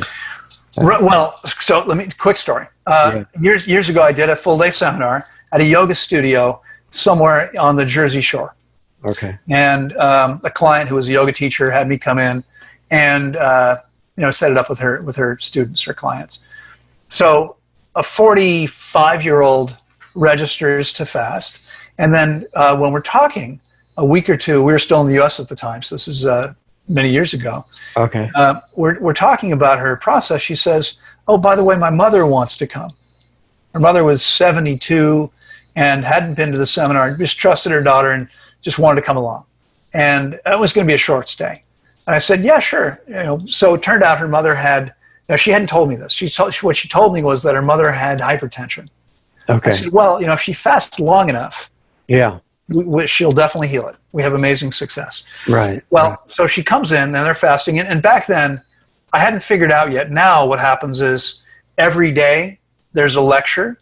And then after the lecture, I have a nurse that takes everyone's vital signs. And then I go around and I talk to each person every day. So we're checking to make sure people are safe and talking with each person about what they're experiencing, to make sure they're okay. Right. But back then I hadn't figured this out. So I would go room to room, which literally took all day because people wanted to talk, and I would answer the same question 14 times. And so I walk into their room, this 45-year-old and her mother, her right eye was completely swollen shut. It looked like she'd been punched in the eye, except it wasn't black and blue, but it was completely swollen shut. And I said, "What happened?" She said, "I don't know. I woke up with it this way." She said, "Maybe I scratched it on the pillow." I said, "Yeah, I don't think that's a pillow scratch." Right. Is there anything about that eye that's different from the other one? And she said, "No." And then she said, "Well, that's the eye that I have glaucoma in." I said, "Okay, and what have you been doing?" And she said, "Well, for the last 8 years, I've been putting medicated drops in my eye." I said, "Okay, I think we might be onto something." Yeah. I think what's happened is that all this time, this tissue around your eye has been absorbing this toxic medicated, again, medication's always toxic, right? Yeah. Yeah. Been absorbing these toxins into your body here, and now the body has a chance to finally do something about this, and that's what's happening. Right. And I feel really, really grateful that she was relatively easy. She trusted didn't run out screaming or anything. No. She said, "Okay, that's fine." Yeah. I mean, she didn't seem concerned at all. That was great. It could have been a lot more difficult. Yeah. And I kick myself even now as I think about this. At the time, we didn't have cell phones back then, or we did, but they were completely different than they are now. In fact, I don't know if you remember, I bought my first cell phone in 85. Yeah. And it was actually attached to the car.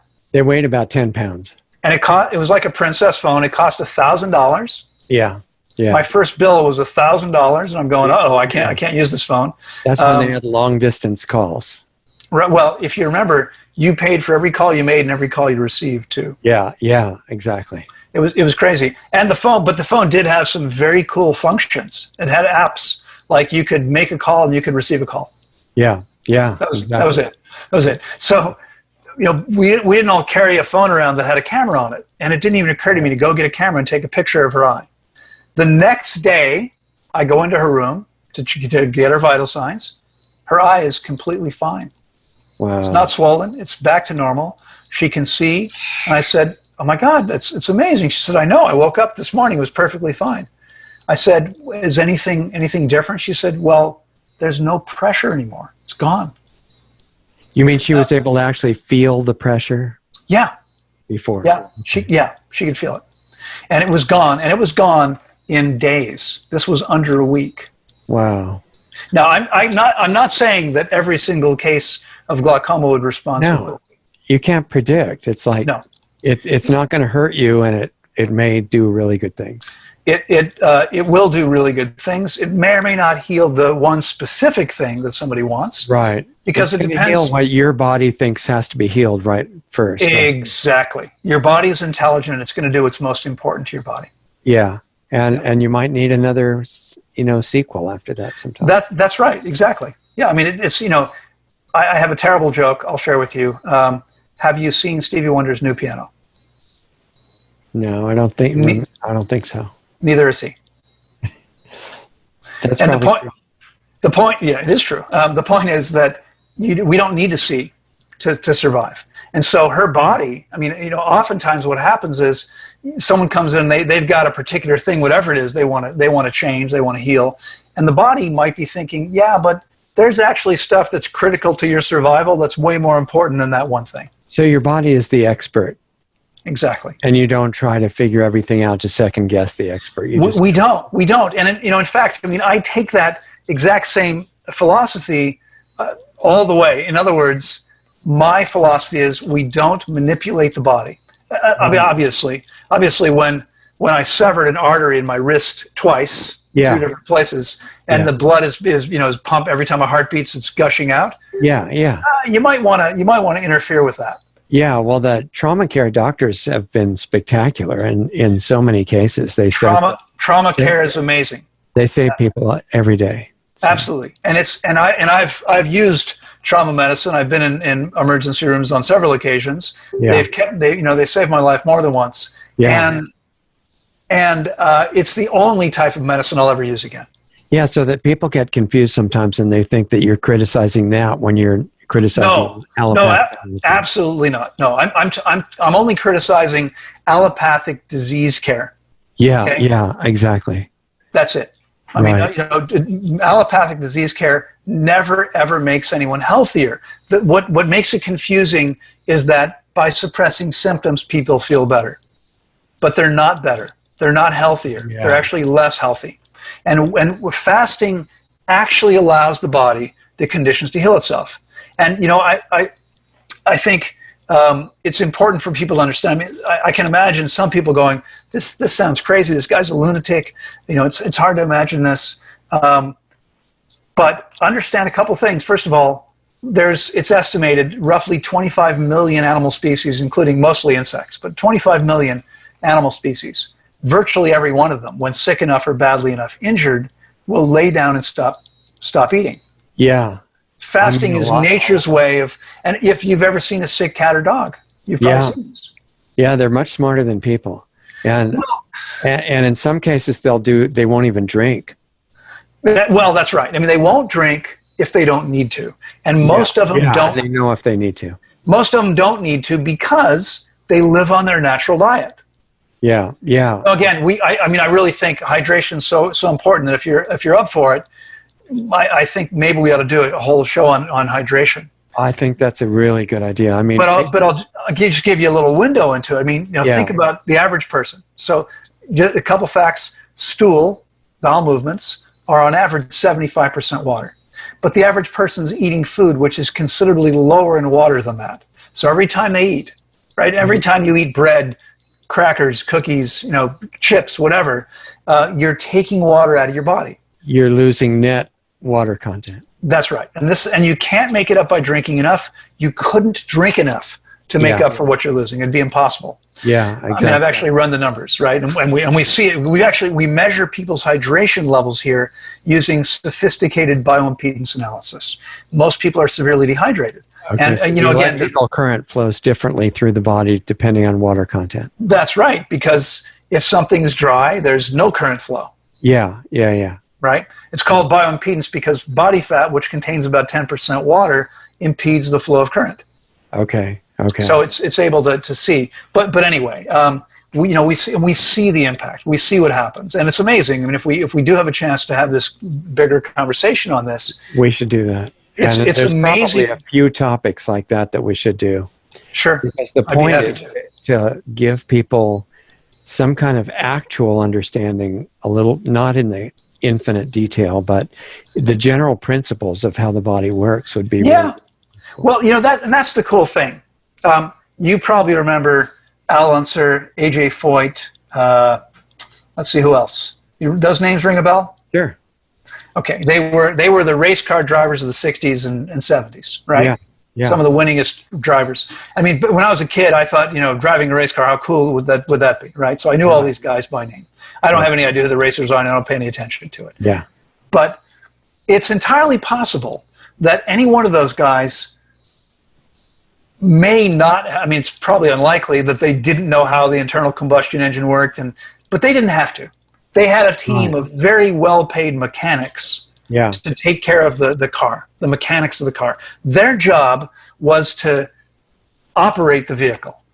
And, from my perspective, it's the same. We don't have to understand the inner workings. Our bodies are so complex. The truth is, I'm not sure if we ever will understand. We're learning all the time. I don't think so. I think there are infinite levels, so that if you get down where you can actually look at a single atom, right. That's like a solar system. It's got just as much detail on a smaller scale than that. You're exactly right. And so my point is, we don't have to understand all that. All we have to know how to do is to operate the vehicle. If we operate it correctly, we have no problems. Yeah. Okay. Yeah. I started to tell you earlier. It's kind of heartbreaking. My mother visits every year, as I said. One of my sisters, who's the closest to me, older than me. There's one younger than me, but the one that's close to me, older. She comes almost every year as well, and we were always very close. And we grew up body surfing together in the Atlantic Ocean, and we were both on a swim team. Strong swimmers. And so the first time she was here, I was like, "Hey, let's go body surf." She's like, "I can't. I've got problem with this." Or I'm like, "Okay, let's play frisbee." "No, I've got a problem with my hip." Whatever it is. There's always, I mean, unfortunately, she's 2.5 years older than me, and her body no longer works the way it used to. That's what they call the golden years, right? Yeah. Well, when you fall apart. That's right. Exactly. I'm now older than she was on that trip 6 or 7 years ago. Right. And my body works better today than it did when I was 18. Yeah. And that's actually just normal.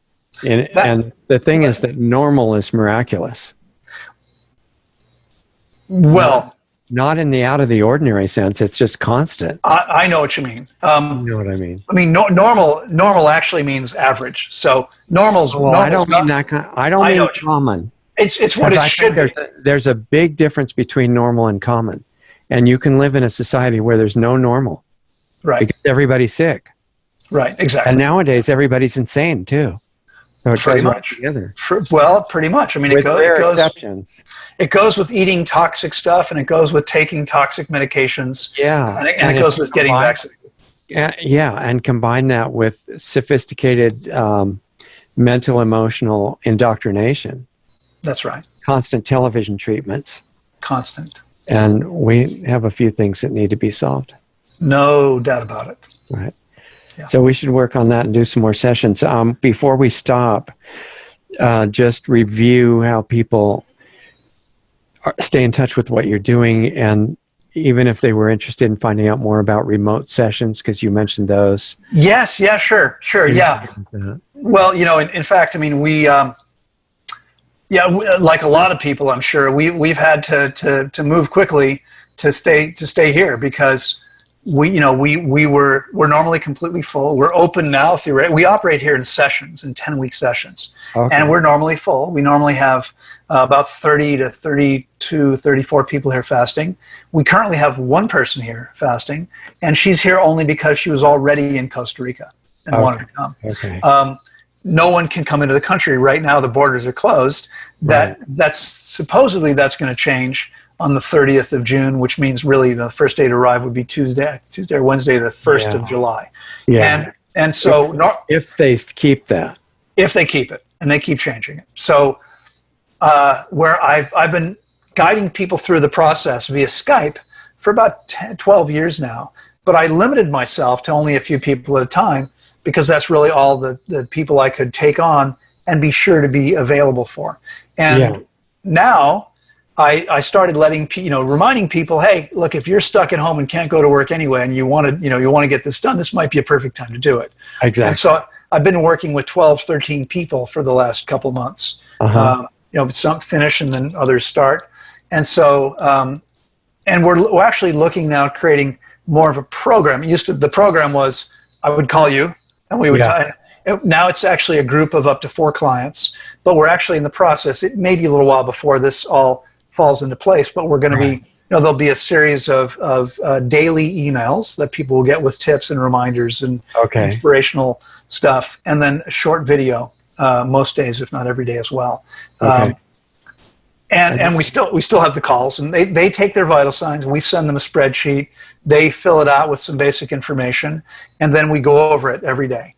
So how much time during a typical day are you actually talking to them on Skype, I assume? Something like that, right? Yeah, it's via Skype. Each group is a 1-hour call. Okay. So if you're in a group, your call may be from 7 to 8 every day. And each person in the group gets to say anything that's on their mind. Absolutely. Yeah, and this is why we limit it to 4 people. I mean, honestly, for most people to talk about what's going on for them doesn't take more than 5 minutes or so. Exactly. So it doesn't. Then we look at all the numbers, and we depending on if they have a more sophisticated. Some people have a bioimpedance scale as well. We can actually track a lot of very interesting things.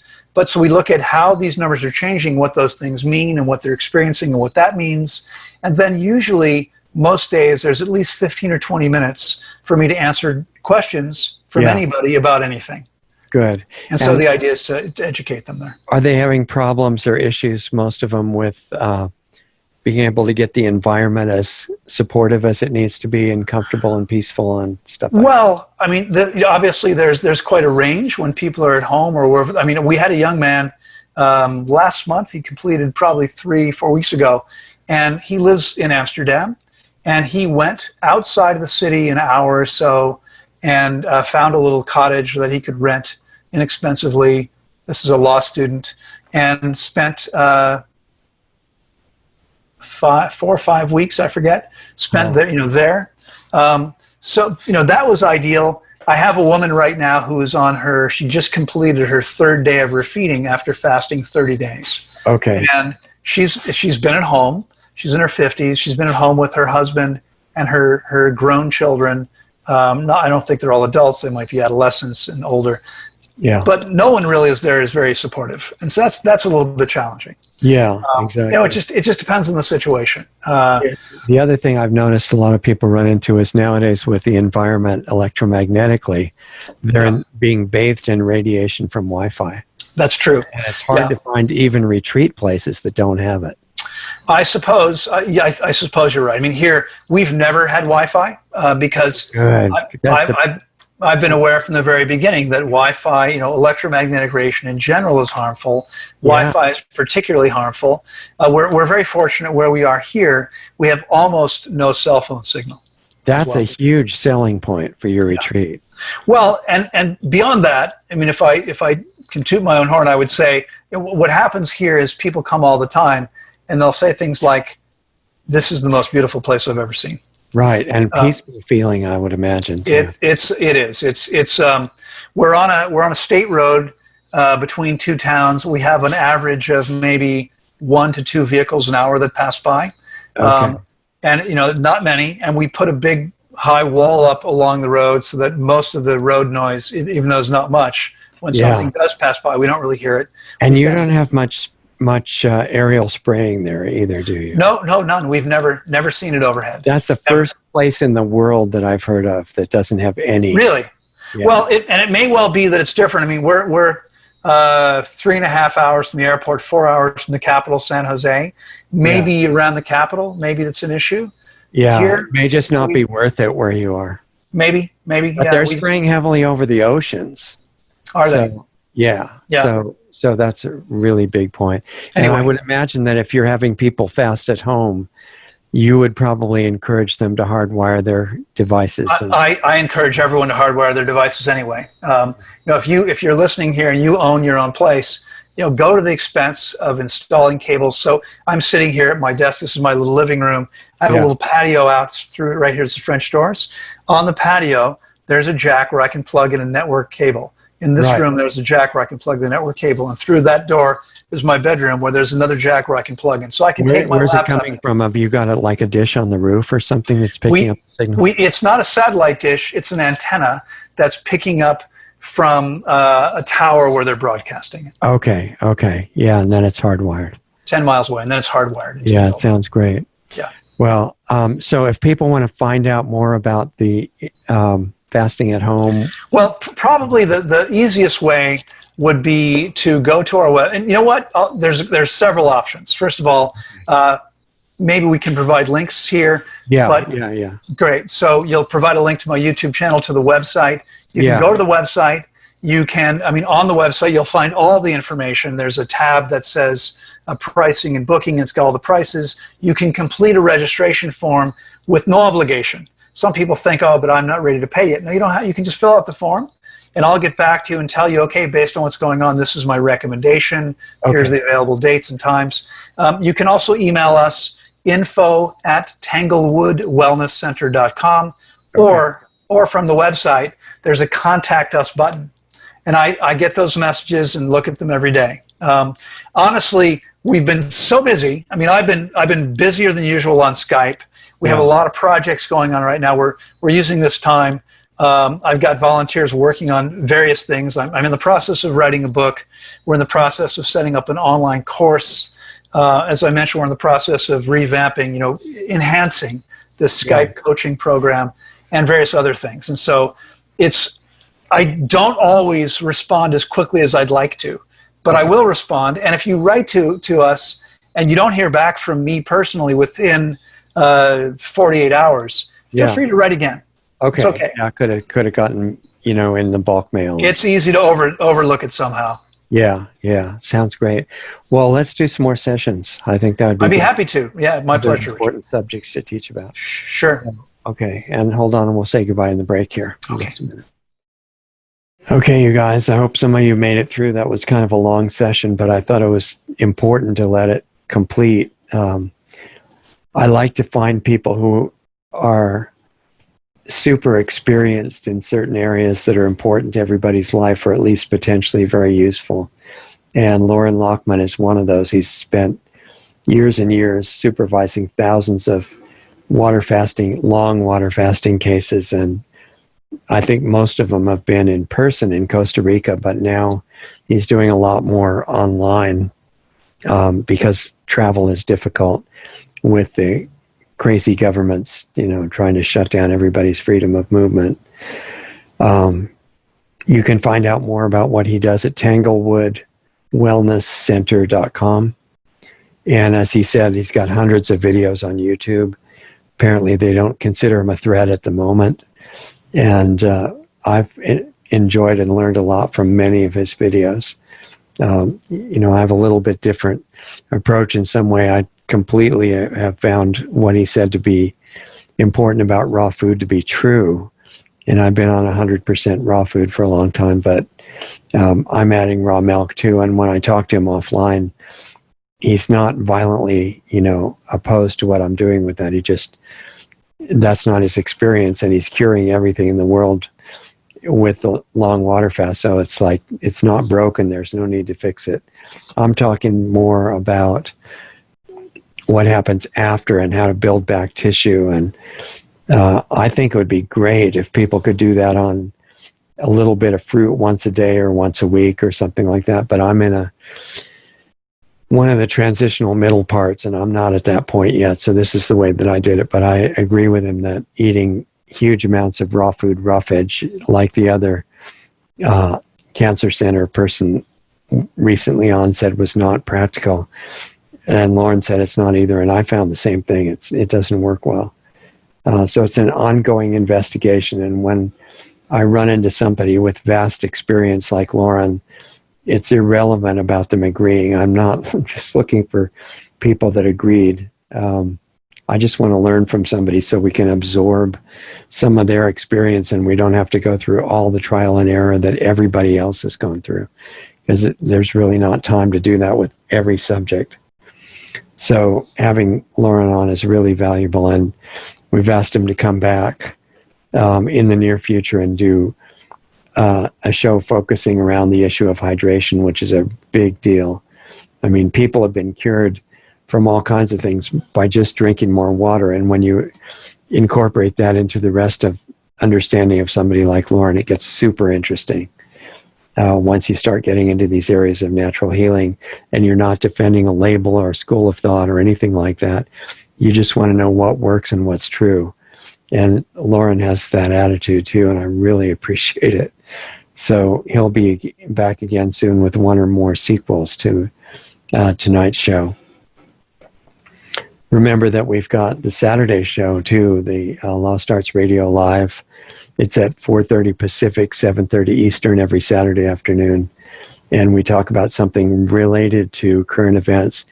Usually I don't have any guests on that show because there's so much to talk about, but sometimes we do. We've had some great guests recently on there, Sheriff Mack and various doctors who have a lot of perceptive insight and useful things to tell you, and all kinds of other people. So whether it's just me or talking with them, we try to make those shows directly relevant to what's going on in the world and what our options are in dealing with that. So hopefully you'll find that useful. And then a half an hour after that ends, we have the Planetary Healing Club meeting for people that want to take these things farther and get into a supportive, interactive, live environment, which we do every Saturday. And we can talk about anything because it's a closed environment. It's not getting censored at all. It's just for members. The little tiny dues help us keep going on the air, which I greatly appreciate. And we can talk about information related to health or consciousness tools that I've been working on for a long time and how they help you transform your life and actually get into practical steps of how to do that, which affects everything in your life, your relationships with other people, your energy that you have available for your work and other parts of your life. Very valuable, I think, and I don't know how long it'll be available like it is now. So if you find that that's something that might be useful to you in accomplishing what you want to get improved in your own life, take a look at planetaryhealingclub.com. And if you have questions about them, just email them in to me or use the contact form on the sites. And if you have discretionary capital and you can help us keep going or expand into the projects we've got on hold because the funds aren't there yet, if you want to help with that, donate to our work at lostartsradio.com on the donate button, or lostartsresearchinstitute.org on the donate button there. That's our nonprofit that's running everything basically and keeping it going, and then we'll build the school when we have the money to do that. And we also have a Subscribe Star platform at subscribestar.com/LostArtsRadio. And remember, you can also subscribe to us for free at brighteon.com/channel/LostArtsRadio. That's Brighteon, BRIGHTEON.com/channel/LostArtsRadio. And that's a non-censoring video platform that has agreed, to let us keep going, even if we are not able to keep visible on some of the other major platforms, although we're trying to stay on everything right now. Want to hear from you about any show ideas or feedback, comments, questions, anything like that. you can email me directly, richard@lostartsradio.com, and I'll read everything that comes in and reply as possible. So thanks for joining us for visiting with Loren Lockman. I hope you enjoyed it and learned a lot. So anyway, have a good rest of the day or good night, depending on what part of the world you're in. Thanks for spending the time with us, and take good care of yourself. Learn everything you can to do that. It helps everybody else in your life. And have a good week, and we'll see you next time.